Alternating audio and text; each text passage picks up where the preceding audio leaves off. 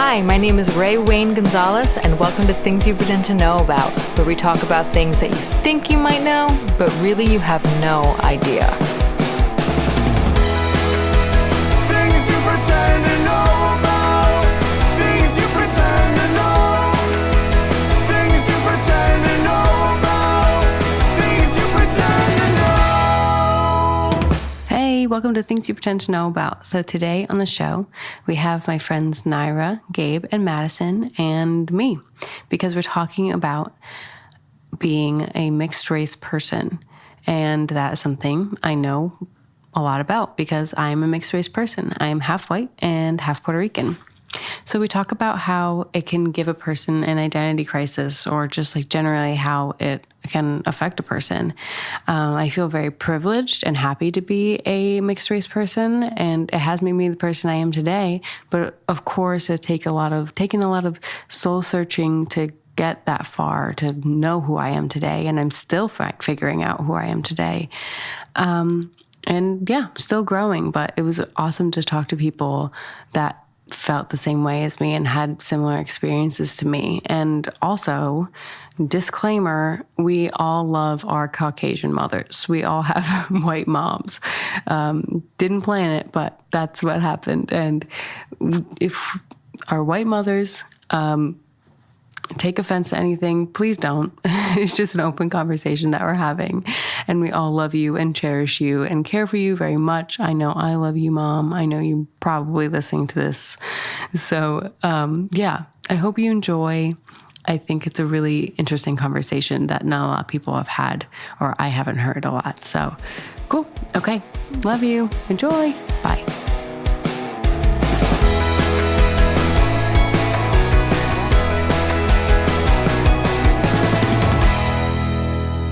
I'll just start recording. Cool. So, yeah, hi, guys. So I'm here.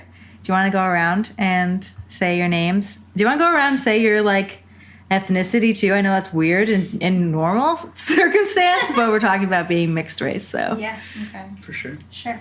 Someone go first. I'll start. Hi, I'm Madison. I am half Puerto Rican and half unknown white, partly Irish, probably English also.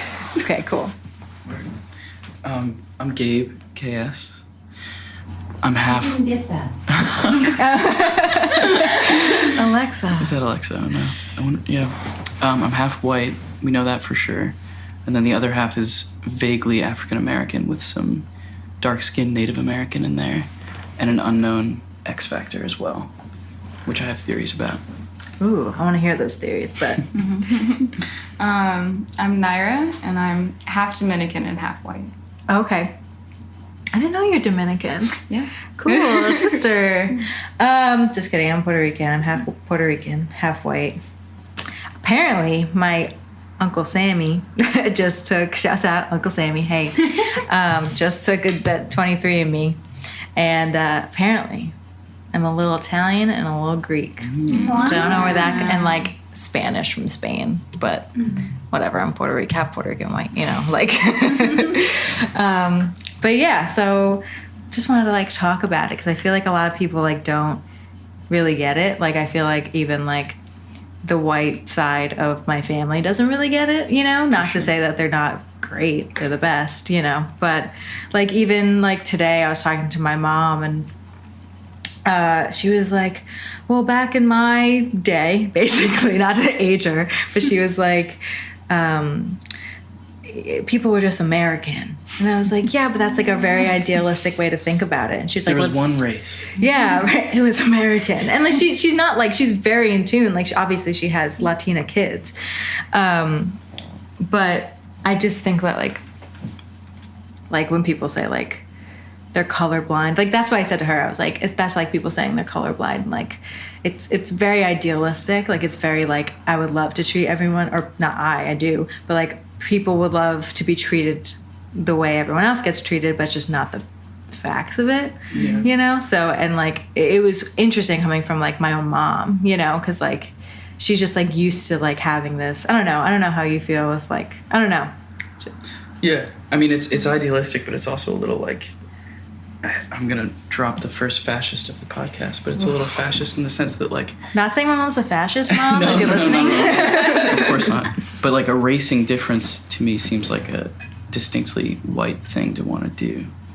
You know, like universalizing everything into one human race, quote unquote. Exactly, yeah. And eliminating all the diverse experiences seems like the goal of like someone who doesn't actually want there to be one unifying race, but just wants everyone to be white. Yeah, well, that's interesting too, because she was then like, and I was like, yeah, but you know, Mom, you were also raised in white suburbia, you know? And she was like, yeah, but I mean, everyone in my town was Irish. And I was like, what are you talking about then? I was like, they're Irish, they're not American. You know what I mean? She was like, oh yeah, I guess that just defeats my point. Like, you know, so it's just like, it is like, it's like subconsciously, it's like easy to be like Irish is American, but Dominican is not. You know what I mean? Like it's very, but why not? Why aren't you just American? You know, I don't know. Maybe I'm probably just going off on a tangent and not making any sense, but this literally just happened like today, this afternoon. So that's why I'm thinking about it. Like no shade to my mom. Like she's very like open and accepting and very like as woke as you can be, you know, but I don't know. I just think it's interesting. Like how, so going like back, like how was it growing up? Like what kind of environments did you guys grow up in? I know what you did because we went to the same town. That was pointing to Madison. But. Well, I grew up, my dad was like a stay-at-home dad, so he stayed the whole time, and he and my mom both spoke Spanish. She met him in DR, so she was fluent in Spanish growing up. But that's awesome. They didn't really teach us Spanish growing up, and I feel like there was a little bit of a push to be Americanized, because especially he understood what it was like to come to this country as an immigrant at like, I think 30 or 40, being like black, not speaking the language. Like he had a really like dreads down to his like knees. So he had a really hard experience coming in. So I think that there's this kind of push for us to fulfill the American potential growing up. Okay. So I feel like growing up, I lost a lot of parts of that culture that I could have gotten from his side of the family, and was kind of pushed more into whiter culture via church and via my mother's relatives. And then the only diversity that I had was just by living in Yonkers and like having that school. Like if I hadn't grown up in a diverse environment, that would have just like fucked me over. But that was mostly it. I mean, we could talk about not growing up in a diverse environment for sure. That was definitely. Yeah, that definitely caused many identity crises for me. But yeah, and I think for me, like not necessarily looking quote unquote Hispanic, or like when people see me, they don't like like presenting. Oh yeah, like so that was like always weird, because like anytime I would say that I was Puerto Rican, people are like, no, you're not. They're like, really? Yeah. And I'm like, wait, no. I know. I had the last name advantage, honestly. I mean, my last name is Spanish. I know, but no one knows it. Like, people are like, Diaz, Gonzalez. Yeah, there's like the like 10. Yeah. Yeah, right, exactly. Yeah. No, yeah. Did you want to like ever like assimilate when you were growing up in Putnam Valley, like assimilate to like white culture? Like, like maybe even subconsciously? Yeah, no, I mean, this is like my like classic example, but like I don't eat mashed potatoes at Thanksgiving, and like that, like it's like a really small detail, but like growing up, especially in like middle school, I don't know, it like always made me feel like weird, like like I eat rice at Thanksgiving, like I'm free, like and definitely because like I mean, you're Puerto Rican, you were my friend in middle school, but like everyone else was white. Yeah, and, I didn't even think of the fact that we were both like half Puerto Rican, half white until like we got older, and like our families, like I like hung out with your family, and I was like, oh, your grandpa's like my dad. Yeah, definitely. But yeah, I know like your town you said was also pretty diverse. Yeah, extremely diverse. And I had a sort of similar experience to what Naira was saying with like, my dad still is black and presumably, and sort of made his way out of poverty as a young child, grew up very poor in the Bronx, and then worked his way up into a relatively well-paid management, or I still don't really know what my dad does for a living, but I know that's so funny. You guys just don't know what your dad does. really no clue. But he makes a good living for himself. He lives in Scarsdale, and part of that financial workup entailed a kind of deadening of his blackness a little bit, and like Really? forced, yeah, a little bit. I mean, he's a complicated guy, but like, I never got the feeling from his side of the family or from him that like black culture was something they celebrated particularly or wanted to hold on to for any specific reason. I think he was much more eager to just kind of like fit in. And I think a lot of people have that narrative of if you want to make your way out of wherever it was that you were brought up and into some higher class position, you have to just kind of play the game of whiteness. Yeah. And Yeah, definitely. I mean, like, I don't know Spanish because my dad and like all of my cousins, like none of my cousins know how to speak Spanish unless they learned it themselves. It was not maybe I'm wrong. I have like 1,000 cousins, but like, not that I know it was ever spoken at home. And like, I think that's because when my dad was born in Puerto Rico and then he moved to like East Harlem. He was raised in Spanish Harlem to a certain point, and then he moved to the projects in Lower East Side.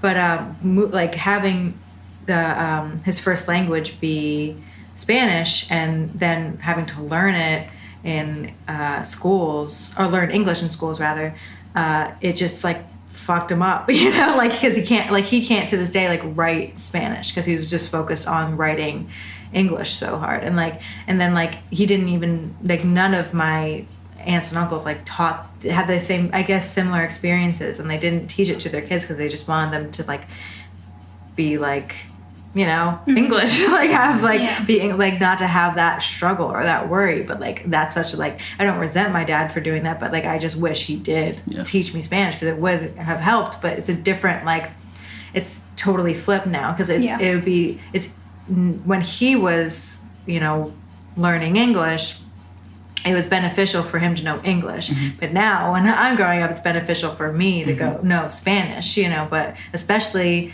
even as like my own identity, like they're like, oh, you don't know Spanish? Like, oh, you're really Puerto Rican, you don't know Spanish? And I'm like, yeah, well, you don't know fucking Italian. So. No, I identify with that because like my dad, he speaks Spanish because his grandmother spoke Spanish and she like took care of them like after school and like all that stuff.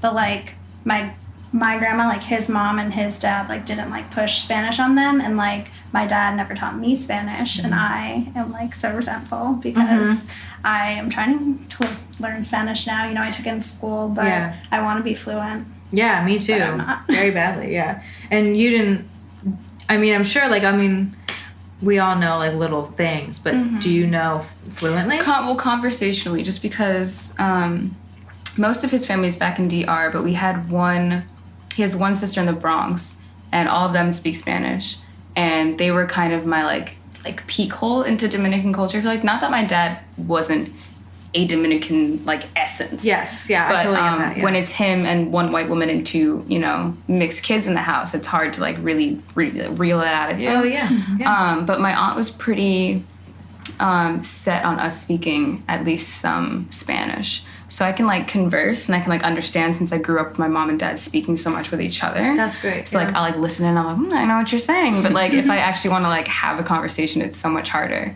And it's interesting because there's a lot of Spanish that's like I feel like ingrained in my head that I didn't even realize. Because when I started taking Spanish in college, we'd like learn little things and I'd be like, oh, like I knew that. How did I know that? Yeah. But not nearly as much as I would like to. Yeah.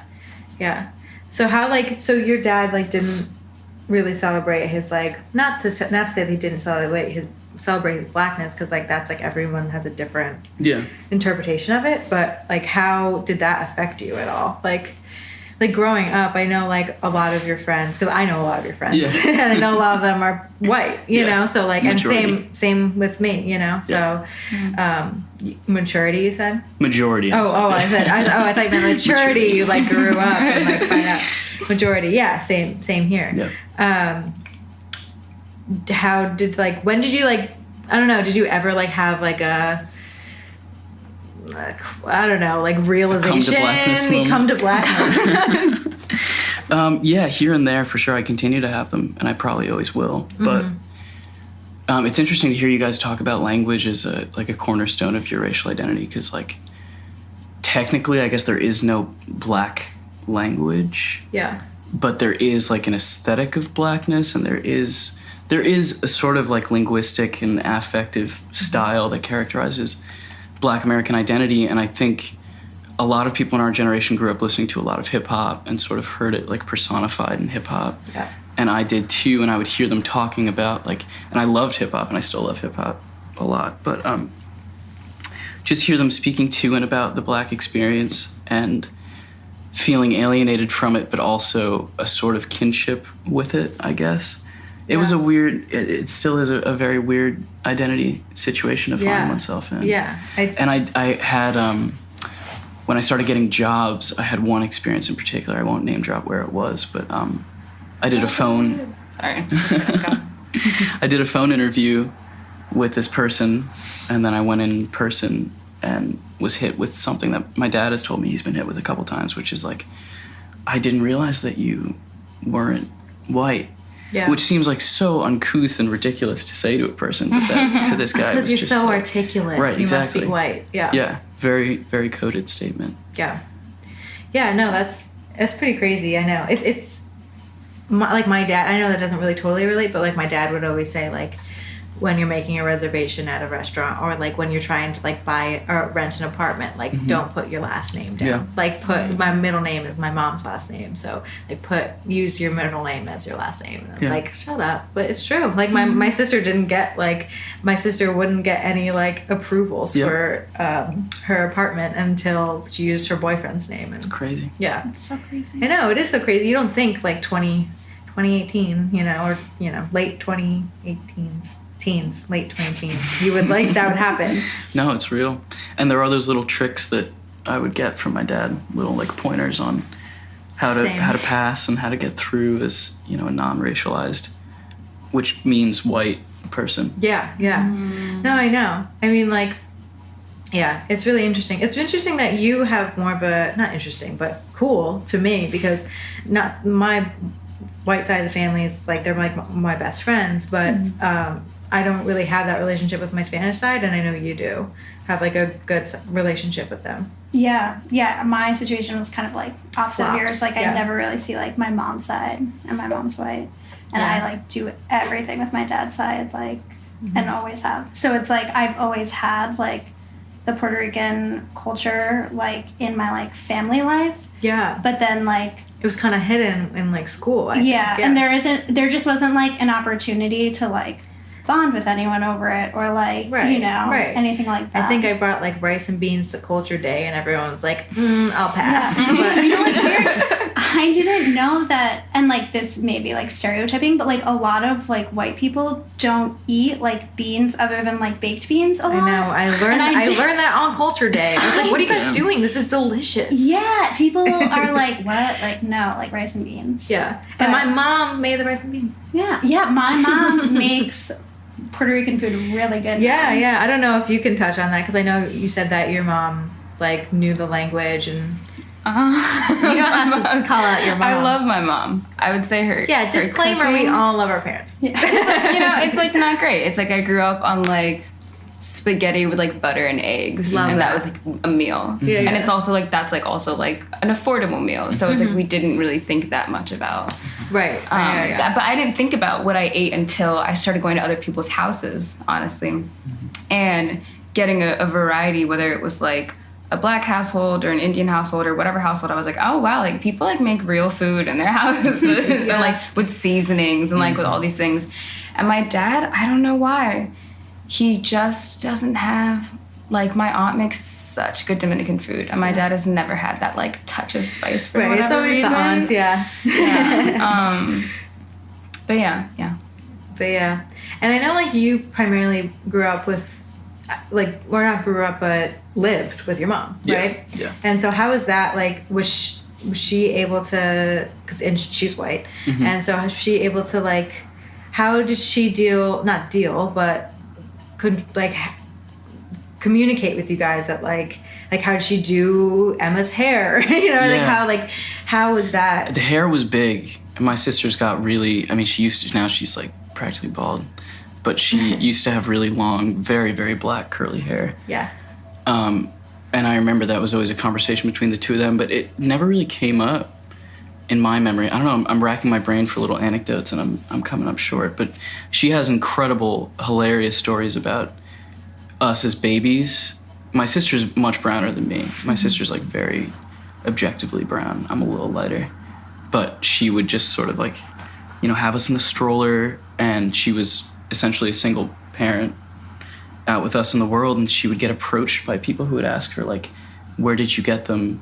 As in, my God. Where you know, she'd pluck them off the shelves at Kmart or whatever. But, yeah, so that was always, she would tell me those stories, and I would feel that little twinge of like, oh yeah, I guess I don't really look that much like my mom. Yeah. And I remember feeling, I mean, this happened more in like my angsty teenage years, and as I was coming to consciousness as a person of color, but like starting to feel little moments of disdain for my whiteness and for white culture and for like the flattening, I guess, that it engenders in culture, which is spoken to very much in the whole butter and egg and like the very plain food, white culture is very like kind of one-dimensional. Yeah. And then you have these experiences of spice and flavor and flair and ethnicity, which is much more interesting and vibrant and alive. Yeah. I feel like that's where my identity crisis comes in. Because I'm like, I think it's very 2018 to be like, fuck white people. Yeah. You know? Like, let's just be real. And like, I think it's also very like, if you're in a similar situation to like me, I don't want to say anyone else, but like you want to assimilate more towards your ethnic side, you know? And like, but then like growing up in a white town, you want to assimilate, growing up, I probably wanted to assimilate to my white side because everyone, my friends were white, and this was like, all my teachers were white, and it was a white town, you know? But yeah, and like that's where like, and I like probably tell everyone I'm Puerto Rican every single day of my life. No, like no one gives a shit. But like, just because like that's, I feel like such a hard identity with that culture, even though, and it could just be because there's such like a hatred right now. Not that hatred, but like, you know, a disdain towards white culture right now. In a certain part of the population. Yeah. But I think, you know, overall, in New York, it's still obviously, granted, we're in New York. In our bubble. You know, and I'm in Harlem, basically, you know? And like, obviously, I put my hoops on and I'm passing as Latina. So like, but like then like I go to work and like I take them off and I'm a white girl again. Like it's interesting. I don't know. But I think like that's where I think recently, maybe that's why I wanted to have this podcast, is because like recently I've been like I'm like not white, I'm Latina, but like I'm white, I'm half white. I love my white mom. I love my white family. Like I know my white family way more than I know my Latin family. So like, I don't know. And I think there's also something to be talked about there in terms of a lot of, I mean, it depends, but a lot of biracial children have that ability to take off their identity. Like when you just said that was really interesting, saying, oh, I'm wearing my hoops and I'm Spanish, then I take them off and I'm white.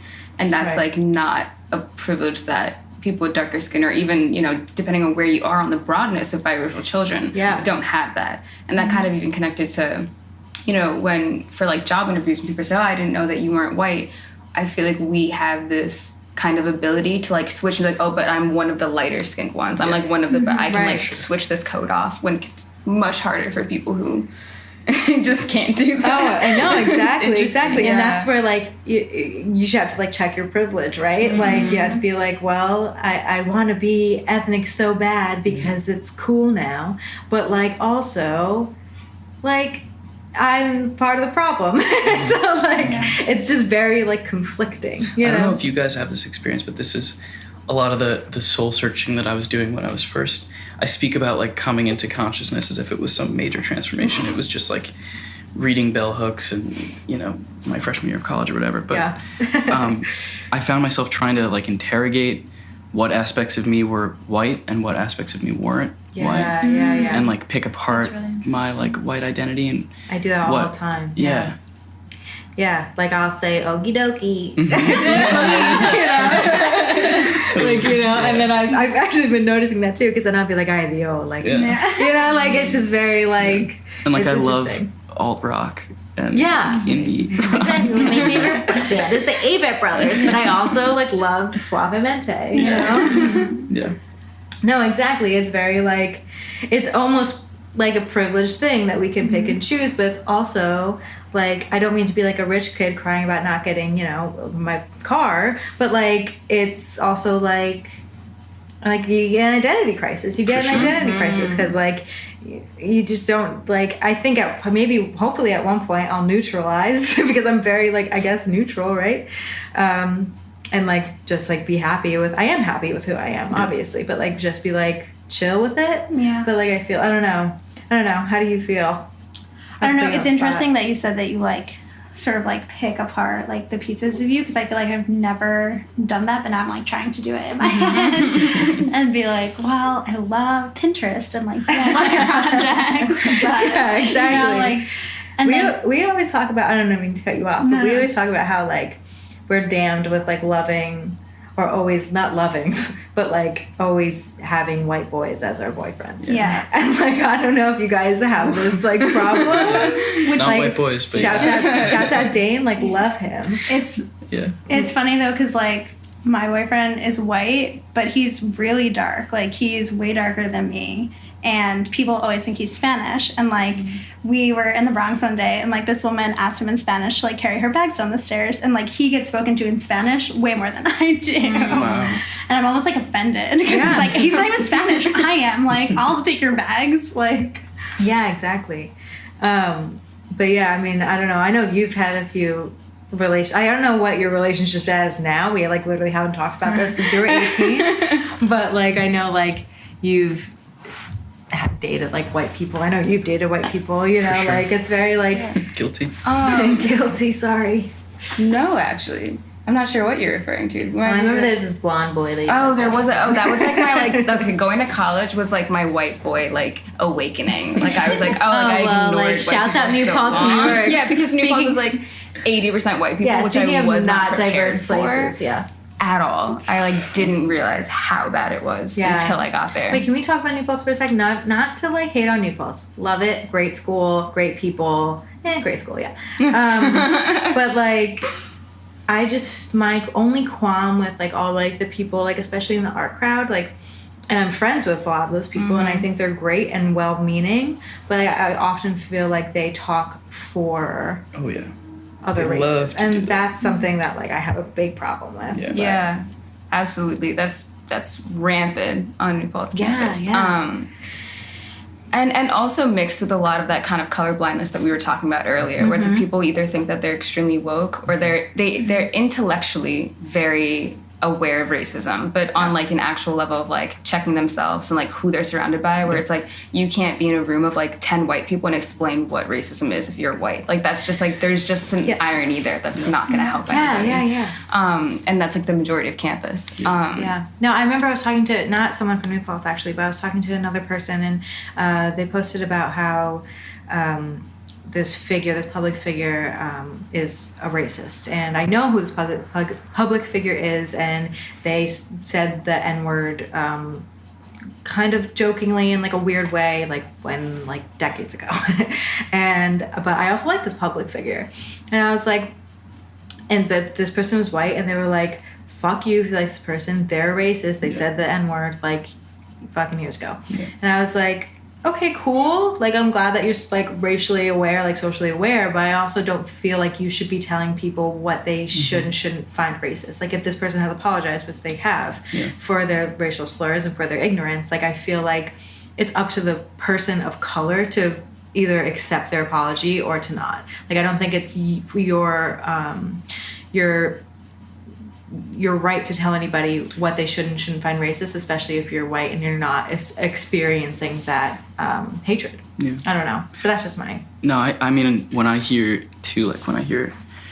white people popping off with like the virtue signaling and whatever, I'm always just in the back of my head like, what were you and your friends saying in 2010, 2011? Exactly. Like, I feel you on like getting woke, going to college, reinventing yourself, opening yourself up to all this literature and art that speaks to all these experiences and like using it as social capital, which, let's be honest, like mad people do. Yeah. A lot of white people do. I think it's kind of calloused and racist, frankly, but that's a whole different conversation. But it's just like how much you got to ask the question, like how much work have these people done on themselves necessarily? Like, exactly. And It's what just kind like, of shit were they about? You like know? this is such a whole other podcast, but it's like there's such a lack of forgiveness, and it's just like I grew up with like my dad's like a New Yorican from the hood, like literally. So like he like says like racially insensitive things sometimes because he grew up around everyone that wasn't white. You know what I mean? And like it's funny to him. You know what I mean? So I grew up with that kind of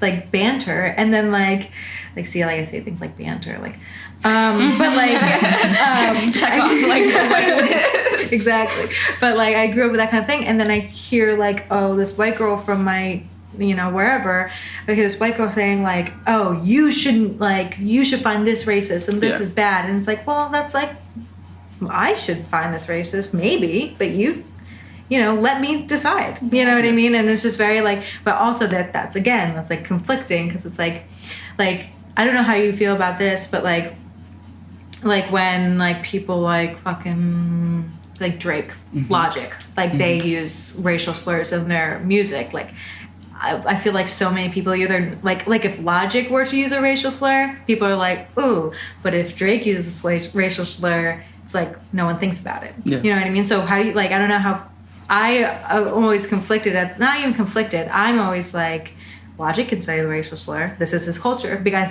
but I think I get that. Is he mixed? Yeah. I didn't He's know. half black, exactly. I thought that dude was white. I mean, I don't listen to his music, but you wouldn't know. But Damn. he's half black, and so he can say that. Does he word. say it? Yeah, sure. And like, but people are like, no, fuck this guy. But people don't even take a second to realize he's just white presenting. Yeah. You know what I mean? So like, I don't know. That's always like, but then people don't even think about Drake. You know what I mean? Not that that's just two mixed people that I'm thinking of on the top of my head. But yeah, I just find it really interesting. Like, I don't know. Like, I don't like even going on the subway. I don't find that.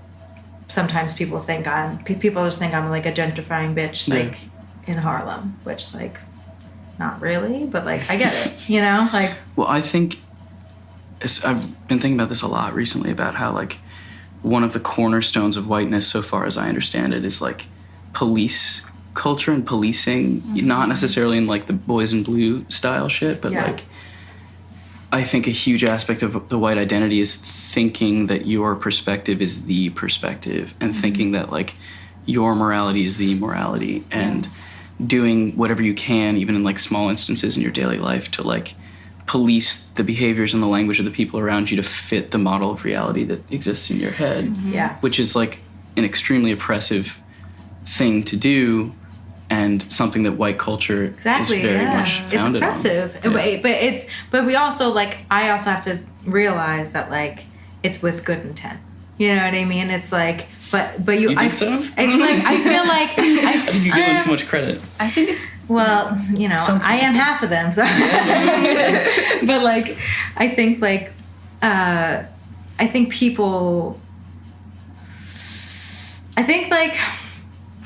I don't think it's ill intent. Like, I don't think it's ill intent to be like, you can't say the N word because you look white, or like you can't say, you can't say this about this culture because you know that's wrong. And then really, it's not that big of a deal. You know what I mean? So like, I get like, it's like thank you, but no thanks. You know what I mean? Yeah. It's like an ignorance within like a sort of well-intended Right. Yeah. thought process. But it's also damned if you do, damned if you don't. Yeah. You know?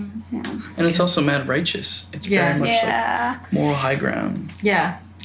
I think it's also like drenched with a little bit of guilt, because when we're thinking about, you know, people who 2010, 2011 were saying whatever, you know, racially insensitive thing, there's like this race to like make up for it, and there's this like this kind of, you gotta run to be like, oh no, I'm one of the good white people now, so like I'm gonna take care of all you guys. But it's like the same person that you're getting upset about for using the N-word would probably have been your friend 6 years ago when you were doing the same thing. It's just trying to make up for whatever guilt that they have, rather than just like talking to a black person, or rather just like having a discussion that they're not the center of.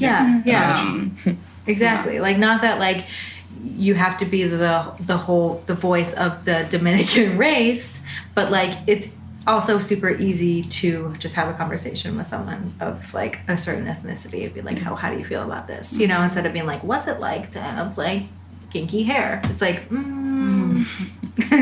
You know, like it's like there's a difference there. But yeah, like, so do you feel like right now, would you assimilate yourself more towards your more ethnic culture or more towards your European, I'm guessing, white culture? I don't know what kind of white you are, but this is a general question. I think it's interesting to make us choose. I feel like, I'm just like not making you choose. I'm just asking like how, like I don't know. I couldn't answer it, but like I don't know if you like feel more towards one way or another, or if you just feel like you are you. I definitely feel, I mean, in my late teens, early 20s, I've very much tried to push more toward my Black identity and explore it, just because like I didn't really feel like that was an option necessarily as a kid. You know, I didn't have many opportunities to do that. I was very much pushed toward the suburban bourgeois white side of me. And then, I guess I only really started exploring it within the last like 5 or 6 years, but within that time, I've definitely felt more of a push. And whether or not that has to do with what you were talking about earlier, Rae, with the whole like, now it's cool to be ethnic and like it's cool to hate white people, which I still don't know. This is just like this is just like that. Those are, I'm being hyperbolic when I say no, this. of course. Yeah. But yeah, I think it had a lot to do with just growing up and soul searching for me. Yeah, I don't know how you feel. I mean, and also like when you say like culture, like, oh well, that entails so much. Like I don't. Culture is so much different than ethnicity. Like but like in terms of like choosing like culture, like, well, culture, you know, is like what I eat. Culture is like what I watch, and like so like what I watch, I would definitely say like, oh, like white, like I watch like Handmaid's Tale and like Game of Thrones, Pretty Little Liars. I watched that in high school, you know. But like in terms of like family dynamic and like food and like that part of like culture, I definitely have always felt more like the Puerto Rican side. But that's also like what I grew up with, and like. Then I went to City College, which is like 65% Hispanic. Yeah. So I went to college with a bunch of Hispanic people, and then now I lived in Harlem, and now I live in Washington Heights. So I'm like constantly surrounded by people who are speaking Spanish, cooking Spanish food. It almost like brings out that side of you more. Yeah. Yeah. Like So. Yeah. I don't know. I would say growing up, I switched between the two a lot. It was like a switch to flip, you know, because it was like when I was in Yonkers, I definitely identified. It wasn't even really with my Dominican identity, but if we get interracial, it was almost like identifying with my Black identity, because that's a whole different kind do you want to talk about that? Because I thought you were half Black. Honestly, I thought you were half Black, so I didn't even get to, like the time to like ask, you know, like I'm being a hypocrite from what I'm explaining, you know? It's a lot to unload within that, because I think a lot of Dominicans are like Black push away their Blackness. And I think there's a big thing in Dominican culture to be of lighter skin and to not identify with like African heritage, but then Puerto also Rican not to say that culture is not that far off, I would say. And not to say that Dominican culture is definitely not synonymous with African American culture, but like Blackness as an identity, it's like it's a blanket term that we've been given, and it's not supposed to be like easy to navigate necessarily. So, you know, growing up, I didn't consider myself Dominican. I didn't consider myself Black. I didn't really consider myself white. I was just like, mess. Like this is it's fine. It's like this is just like what it is. Yeah. And because I grew up in a diverse environment, I never thought about race, which was interesting. You know, like when I would go to church and there's all white people, that's when I would start to notice them, like, why does nobody look like me? Or like, why doesn't my dad come to church with us? We can touch on that for like a second, but after, go finish.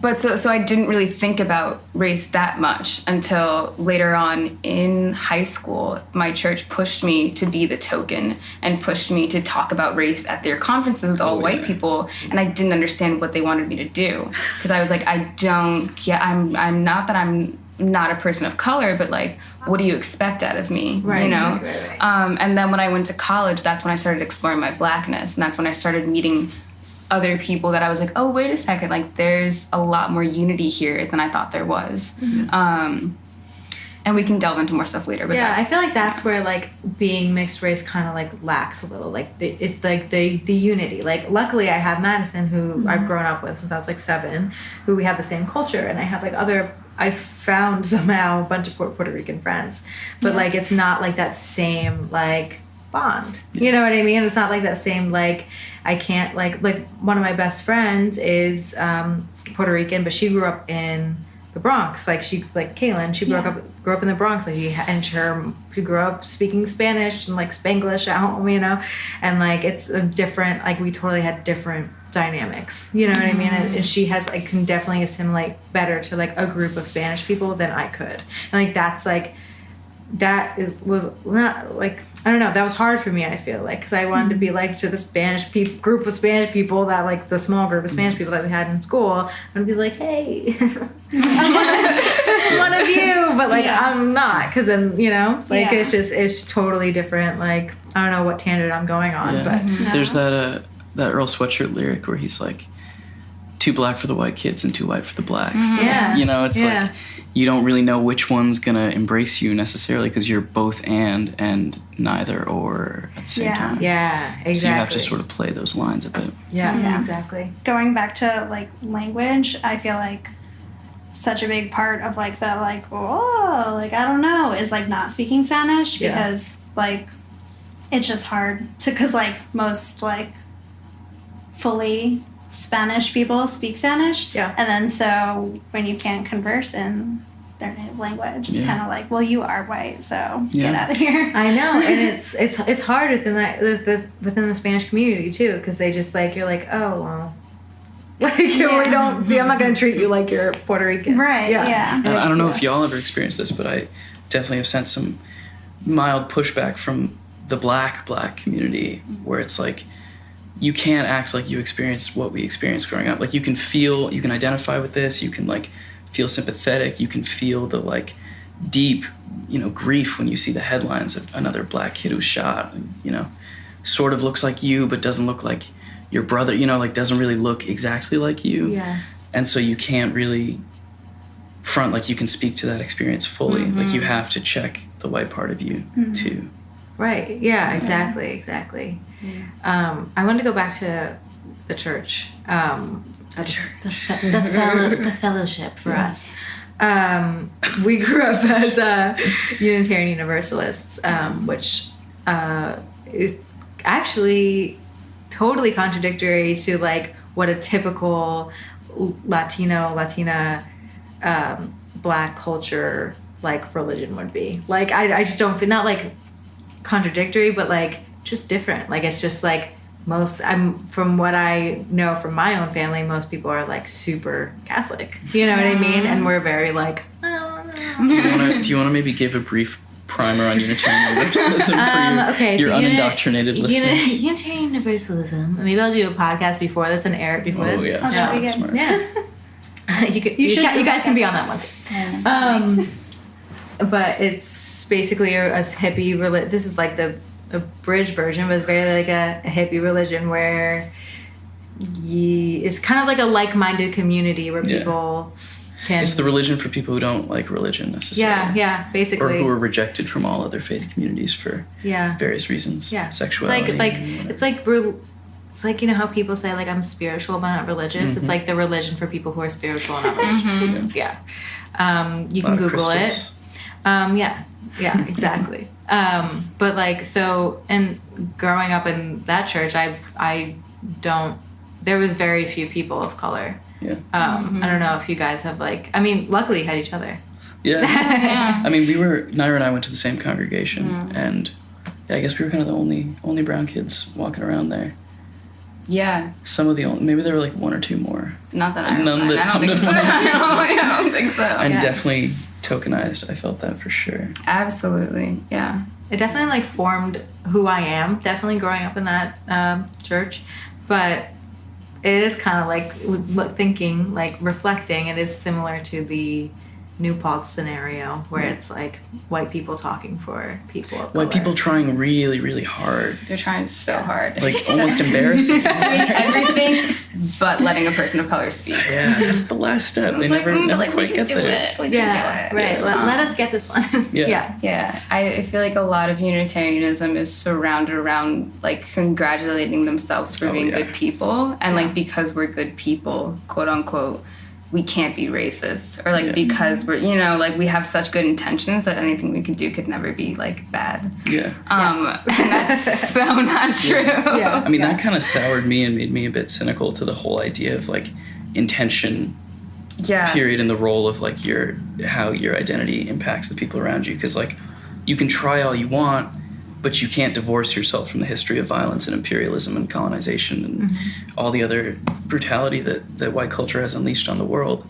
And I think, I mean, in my experience, like the more I went to Bennington College, which is probably even whiter than New Paltz as a I would say demographic breakdown. It's from what I've gnarly. heard. Yeah. And shouts out to Bennington. I do love it there. But a lot of people just trying to distance themselves in subtle and not so subtle ways from the violence of their own identity and from the history that they're complicit in just by the virtue of existing. And that's a hard pill to swallow, I think, for a lot of white people. Yeah. They're like, I've never done a racist thing in my life. Like, I got black friends, this, that, and the other thing. But I mean, it's just like, because your great-grandpa, like, no one's saying that just because your great-great-grandpa owned, like, 3 slaves doesn't mean that you are racist. You know what I mean? Like, I feel like that's what people are, that's why they're, like, projecting so against, like, racism. Do you get what I'm saying? Like I just feel like people are either racist or like kind of racist or like, middle ground, or they're just like really like what we're saying, like really like talk for people and like really like think they're so great and like, you know what I mean? But there's racism in that position, I think. Exactly, that's what I'm saying. So like I don't think they realize that like, so you don't have to have extreme white guilt and extreme like pushback on like your white culture to like just because you had relatives way like hundreds and hundreds of years ago that owned slaves. You know what I mean? That's what I'm kind of where I'm getting at. Like it's just like because you didn't have any part in that. Like, you didn't have any say in what like, and that's what I think a lot of people aren't really getting right now. I don't know if any of that made sense, but I don't know. I remember, I mean, I don't know if y'all experienced this at all, but when a lot of my white friends got woke, and I dated around the... I love that. around the 2013, 2014 area. I feel like that's when a lot of people started playing the woke card. They would say this thing, and I still hear it sometimes, where people are like, white culture doesn't exist. Like, there's no such thing as white culture. Like, white culture is a myth. And it's like, that's the whitest thing I could possibly imagine saying. Because, like, culture is white culture. Like, white culture is dominant culture. Yeah. So all you know is white culture. It's like, this is water, like, you don't even know that you're in it so much that you can say that it doesn't exist. Yeah, exactly. Yeah, yeah. I was about to say something, but I lost it. I don't know if you had something to say, Naira, but, like, you were just like... Oh no! I just hate when people say that. Like literally everything about what we have. Every default setting is This is a taboo thing to say, and I've never really talked about it because I don't know what to say. But like I think there should be a different word for it. But I know people talk about reverse racism law, and either it doesn't exist or it totally does exist, and I don't think it does. But, like, I don't really know. Like, I think there's definitely...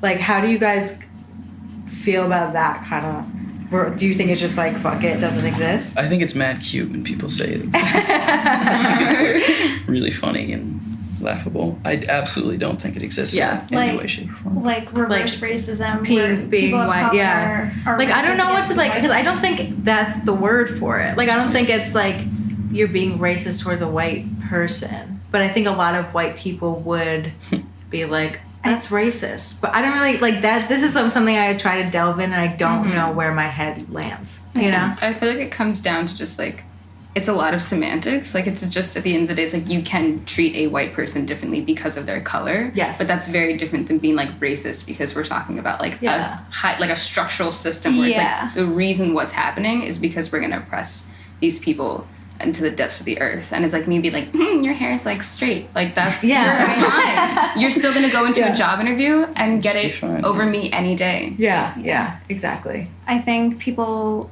who think that way probably don't realize they're in like inherent privilege of just like certain things, like the whole thing with, not to get super into things, but like Blue Lives Matter and like All Lives Matter. It's like people who don't understand that like you wake up every day and can go on the street and like it's not that you're richer than a black person or like whatever. It's that like you don't have to be worried about You don't have that certain extra things. burden. Yeah. You never have to ask yourself the question, even if a negative thing happens to you, even if you don't get a job, if you get pulled over by the cops, you know, if any negative thing comes upon you, you never have to stop and ask yourself, is this because of the color of my skin? Is this because of the expression of a genome that could have been expressed differently? Yeah. You know? Yeah. You just never have to ask those questions. And along with not having to ask those questions comes a sense of security and stability and comfort in the world that isn't shared by people of color. Yeah.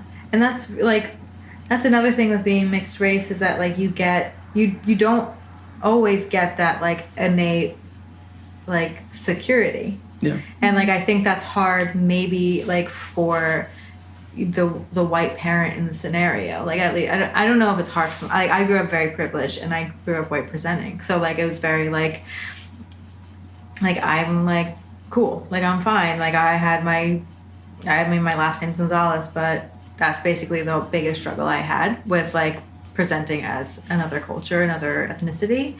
But I feel like there must be some sort of like struggle there when you're I don't know if any of you have had this experience, but like when your children like are just just don't look like you and they don't have the extra security. Like I wonder like how white parents like deal with that, you know? I mean, I don't know if anyone could even answer that question because I don't know, but Yeah, it was really interesting growing up with a white mom and a black father, especially because a lot of my mom's relatives live in the South. And when I was younger, my dad used to go on vacations with us. Like, he'd really try. He'd be like, yeah, I'm gonna like hang out with your like relatives. But like, then he like stopped when I was like 10 or 11, and I never really understood why. And then as I've gotten older and we've talked more about that growing up is because, you know, whenever we'd go to just like a restaurant in like Alabama together, our whole entire family would get stared at. And my dad would be like, like, people are staring at us. My mom would be like, no, it's fine. It's fine. And like, that was a really interesting dynamic to like recognize later on when I was like, there was a lot of things that they weren't on the same page with, which was like, I don't know, kind of like disconcerting to be like, oh man, like, you're white, mom. Like, recognizing my mom as like a human, like first, and then my mother as I got older has been really interesting racially, because there are times where I have to like check her and have to be like, wait, you have like a black husband, like you have like children who don't look like you, and like that is something that's so important to recognize. That's so hard to do. And so hard, So yeah, hard to do. and Yeah. it's so difficult. Love you, Mom. I know she's gonna listen to this. But like Same, love my mom. yeah, we all love All of our white parents. white parents. We all have white moms. I think we do, yeah. yeah, well, look at That's that. interesting. Maybe there's a whole nother thing there. Yeah. Yeah, definitely. We'll do part 2. But yeah, like the other, like it's just sometimes it's so like, what are you talking about with my mom? The other day I was wearing like these super big hoops and my hair was in a big bun, you know, because I don't have her hair, you know, and she was like, oh, look at you, you look like the white Erykah Badu. I was like, Mom. I was like, I'm not even that. I'm like half white. Yeah. Like, like I said, like you birthed me with the Latin man. It's just interesting. And I told her, I was like, I'm, you know, the half Latina Erykah Badu. You know, like, but like thanks, I guess. You know, like. So it's just interesting that you say that, because I feel myself having like not check my mom but be like, what, you know, because like, and she's totally aware that she has these ethnic kids and like that she married this man who's Puerto Rican, you know, but it's interesting like having that dynamic that I've also like, as you said recently, has realized like your mom's white, like same is what I'm trying to get at. So yeah, I don't know how your parent dynamic is. I feel like your mom, like, not that my mom doesn't get it, but I feel like your mom, like, is on it. Yeah, she's pretty on it. It's funny because, like, my mom grew up in Connecticut, and she went to, like, private high school, and, like, she was just saying something about, like, going to her reunion, and they went last year, and my dad, you know, like, whatever, he grew up in Brooklyn, and, like, whatever, but she was like, yeah, like, last year, Dad, like, you know, he always makes his comment about being, like, the token Puerto Rican. And, like, she thinks it's just, like, super weird that my dad, like, does that. But I think my dad does that because, like... a joke to make him feel better. Yeah, and, like, he grew up, like... They lived in Williamsburg, and then they lived in, like, the projects for a little bit. Before it was Williamsburg. Yeah, before it was cool, when it was, like, poor people lived there still. And... but his parents always sent him to Catholic school, so he's always kind of been like the token Puerto Rican, and like who had to, like, you know, fight his way into white society or whatever. And then, like, you know, he went to Brooklyn Tech and he went to Pratt and, like, was in, like, what I'm assuming, I don't know what Pratt was like in the 80s, but assuming it was pretty white. Pretty white. Yeah, my dad always calls my mom Mighty Whitey. And it's just, like, funny. It's like we're always talking about race, and I don't think we realize it. You know, my dad's like, you know, he's singing in Spanish. You know, my dad, he's you know, a living, breathing, like, Puerto Rican flag. So like, So I don't know. It's interesting, and I know I probably sounded ignorant, like, multiple times in this podcast, but that's what it's all about, you know. So, and I'm still learning, and I'm still trying to, like, figure out my identity and, like, figure out, like, where I land, and, like, like, wrestle with the fact that I did have certain aspects of my life being a Latina, but I also had, like, most of my life being a white woman, being a white person. And, like, so, like, it's different. Like, it's just, I'm just still evolving. So, like, that's why, I don't know. It's like, interesting. It's cool to, like, talk to you guys to, like, actually, like, and we talked a lot about, like, growing up, especially earlier on in this, like, being young biracial people. And I found myself thinking about how, like, that experience of just puberty and before, I don't really remember before, but, like, puberty is so intensely, like, confusing. Like, who am I inherently as a person? Yeah. So you've got all this innate confusion and chaos, and adding to the mix the lack of representation, the inability to see or hear or, like, find things that speak to both the black and the white experience at the same time. I think, like, you get sort of a double hit of that alienation as a young kid. Yeah. But I recently realized that I'm, like, kind of grateful for that in a way, because I feel like it opened me up a lot to the inherently performative nature of being a person. Yeah. And it sort of hipped me to the fact that, like, all people are walking around acting as if they're this thing and trying to find their, like, footing in X identity category. Yeah. And, like, no one really has it figured out fully. Yeah. Yeah, definitely. Well, we're kind of wrapping up. It's been almost an hour. I don't know if you guys will have any, like, lasting final words, but I think this is really an interesting conversation, and I would love to, like, talk more about it, you know. Not recorded, I mean, it doesn't have to be, but yeah. And I urge kind of people to talk to their ethnic friends or half mixed race friends to talk about it, because no one talked to us about it, you know what I mean? No. It's very like, oh, you're white, you know. Or like, or like, oh, you're black, you know what I mean? So but it's also, just like, let your black friends speak. Don't necessarily talk the whole time. Like, that's really what I want to, like, yell, like, but my sound guy would get mad. Like, I just really want to be like, let your ethnic friends speak, and let everyone have their own experience with their culture. I feel like, which is hard, because I don't know, like, I just don't think a lot of people, you know, ethnic or not, like, have that, just, like, get that, like, oh, you're not Puerto Rican enough, oh, you're not black enough, oh, you're not Dominican enough, or, you know what I mean? And it's just like, that sucks. Like, that, like, makes me feel like shit. Not that it's like, oh, like, oh, poor Ray, but, like, it's just still, it's like that does suck, because I do feel my culture vibrantly. So, like, yeah. So I haven't solved my identity crisis, you know, in this hour, but it's made me feel a little better. So, any lasting thing you want to say? Black power. Black power. Cool. And I also say goodbye to my sound guy, Will. If you guys want to say goodbye to Will. Bye, Will. Bye, Will. Bye, Will. Thank Thanks for all your hard you. work. We appreciate you. Adios.